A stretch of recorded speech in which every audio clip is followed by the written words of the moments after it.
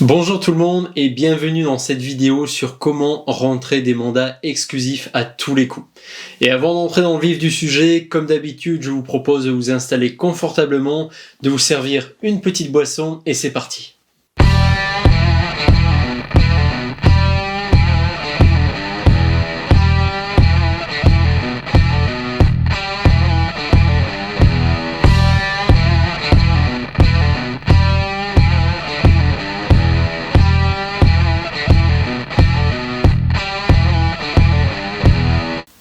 Dans un premier temps, et avant de vous concentrer sur votre argumentaire autour du mandat exclusif, vous allez d'ores et déjà devoir adopter, je dirais, certaines bonnes stratégies.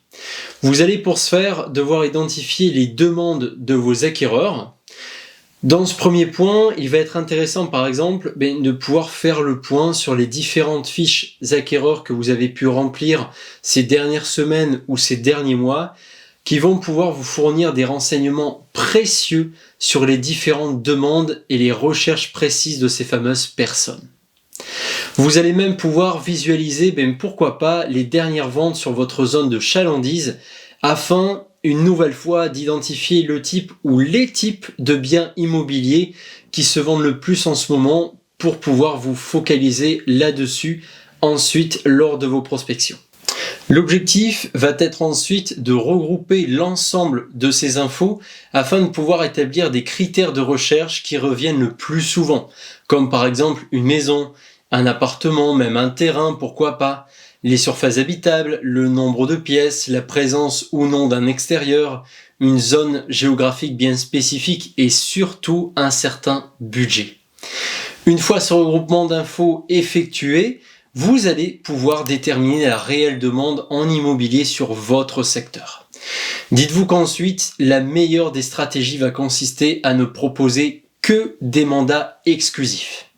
Alors vous allez me dire, oui, mais je risque de passer à côté de certains mandats simples parce que, tout bonnement, certains clients ne souhaitent absolument pas passer par des mandats exclusifs. C'est vrai que vous allez certainement passer à côté de certains mandats de ce type. Mais le fait de développer une véritable argumentation, une véritable stratégie autour de ce mandat exclusif va vous permettre de renforcer votre professionnalisme auprès des clients que vous allez rencontrer en leur faisant part de votre efficacité à vendre un bien immobilier avec ce type de mandat. Et c'est en cela que vous allez devoir faire ressortir le professionnel qui est en vous. Vous allez donc devoir emmener votre client dans la direction que vous souhaitez, notamment en lui présentant au fur et à mesure de la conversation vos valeurs et les avantages que celui-ci va pouvoir avoir en faisant appel à vous pour vendre ou même louer son bien immobilier. Faites-lui comprendre qu'en acceptant de vous confier son bien de la sorte, il y aura en réalité 3 gagnants, à savoir lui, vous et le futur acquéreur de son bien.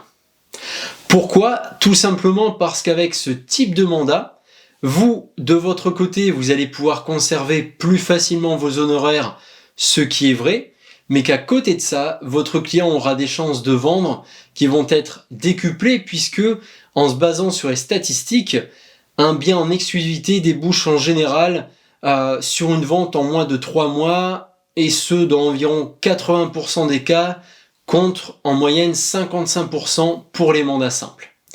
Et cela s'explique tout simplement par le phénomène de rareté qui est lié à ce type de mandat. Pour ce faire, un bien immobilier présent que dans une seule agence ou chez un seul professionnel de l'immobilier va amener de la rareté pour ce même bien, qu'il ne va pas se retrouver, je dirais, sur les différents sites d'annonces publiées de manière différente, avec des photos différentes, une annonce différente et parfois même à des prix différents. Ce qui va limiter de ce fait également la volonté de négocier de la part des futurs acquéreurs et donc en finalité la possibilité de garantir un meilleur prix de vente pour le vendeur avec, comme on l'a dit tout à l'heure, une négociation moindre, d'avoir un bien immobilier en fonction de l'état du marché dans lequel vous vous trouvez, qui puisse partir relativement rapidement, surtout si celui-ci s'approche du plus juste prix, encore une fois en corrélation avec le marché immobilier où vous êtes, et qui dit moins de négociations de la part des acquéreurs, dit la possibilité pour vous de conserver vos honoraires de départ.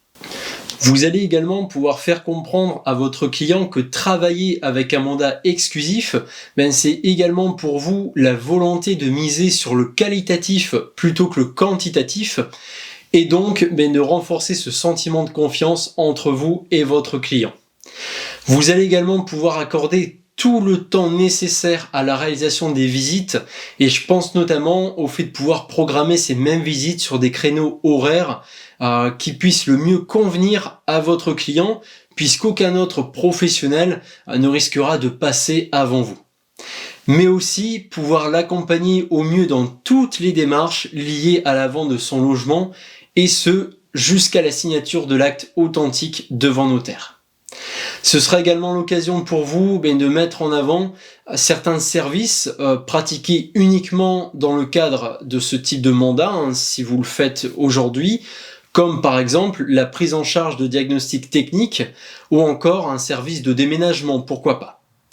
Et à ce sujet, vous allez pouvoir présenter cette prestation comme étant une prestation haut de gamme.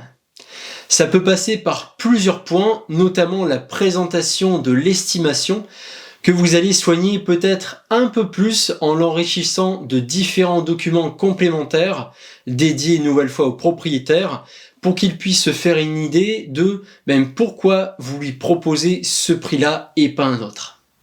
Le fait également que vous puissiez l'informer des différents comptes rendus et suivis après chacune des visites réalisées au sein de son bien immobilier va être un véritable plus.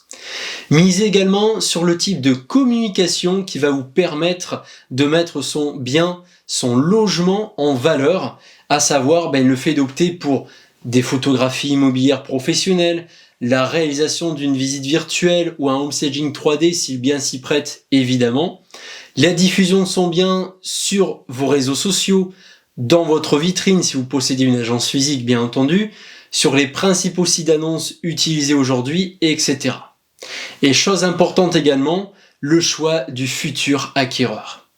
En effet, le fait d'opter pour un mandat exclusif, ça va également vous permettre, je dirais, de sélectionner le futur acquéreur de son logement de manière encore une fois plus qualitative et pouvoir étudier avec précaution son dossier de financement afin d'apporter toutes les garanties nécessaires au vendeur que la vente se fera jusqu'au bout.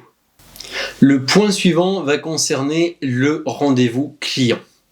À ce sujet, vous allez devoir préparer votre rendez-vous en amont en réunissant le maximum d'infos concernant le bien que vous allez visiter. Et ces infos, logiquement, vous avez dû les avoir lors de votre premier contact avec ce même client en ayant échangé sur les caractéristiques principales de son bien immobilier, sa localisation, etc.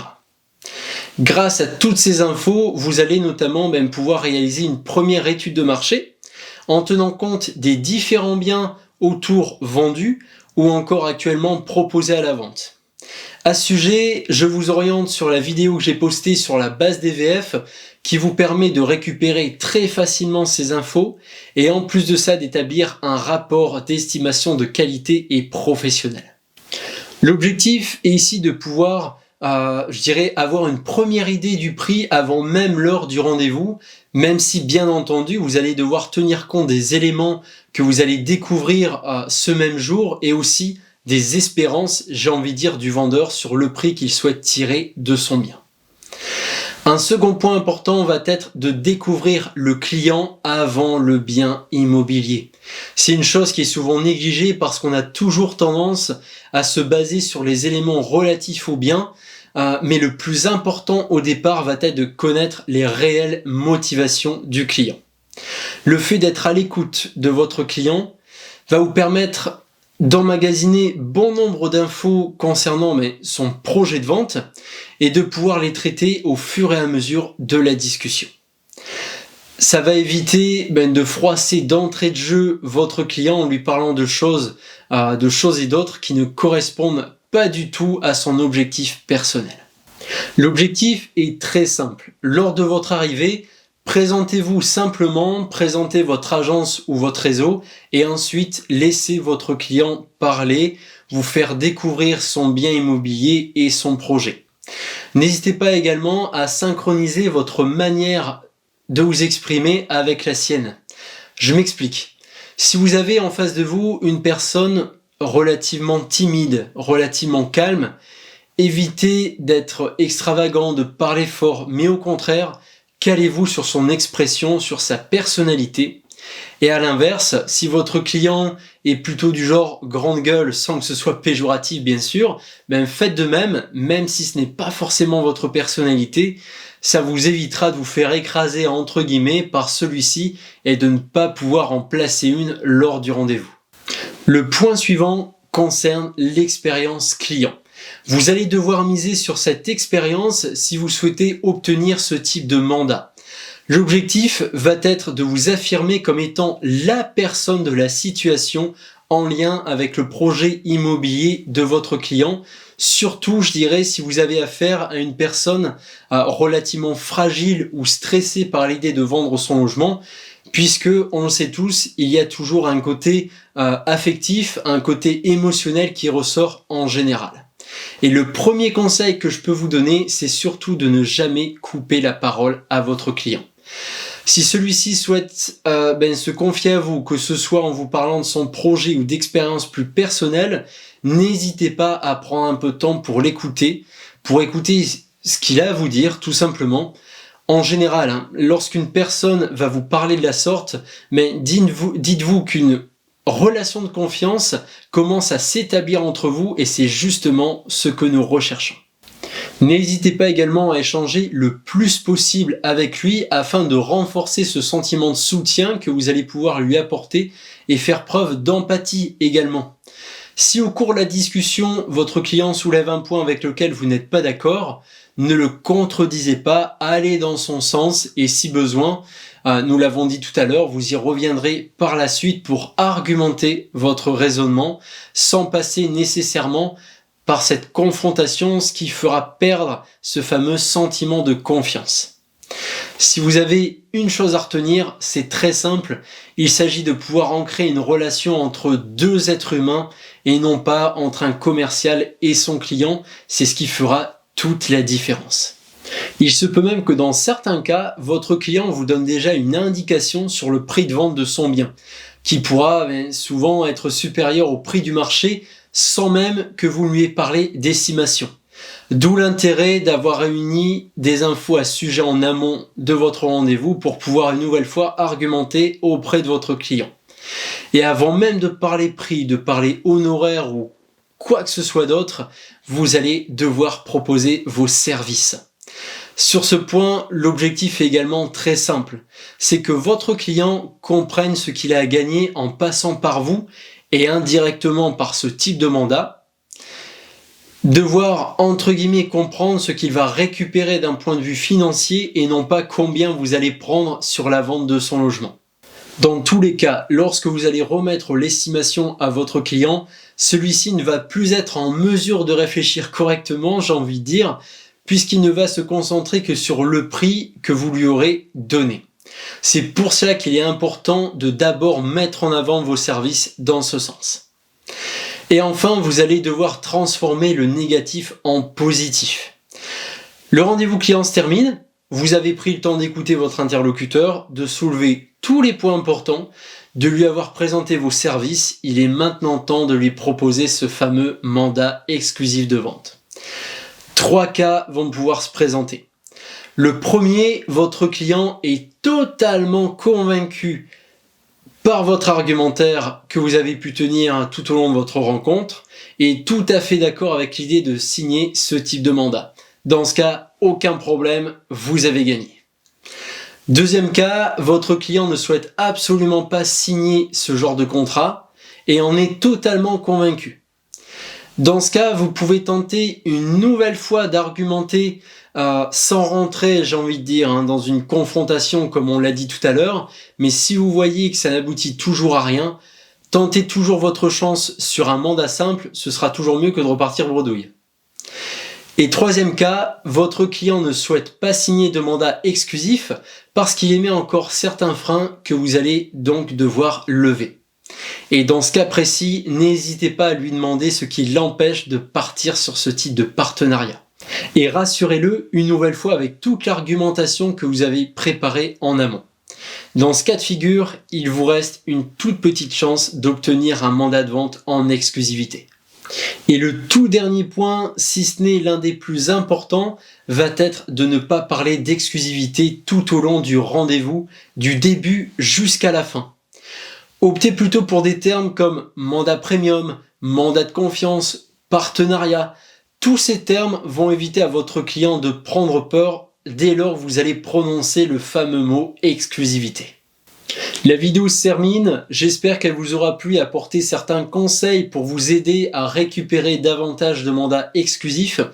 N'hésitez pas à me laisser en commentaire certains points pertinents que vous souhaiteriez ajouter ou des éléments auxquels vous auriez besoin d'explications plus approfondies, j'y reviendrai avec grand plaisir.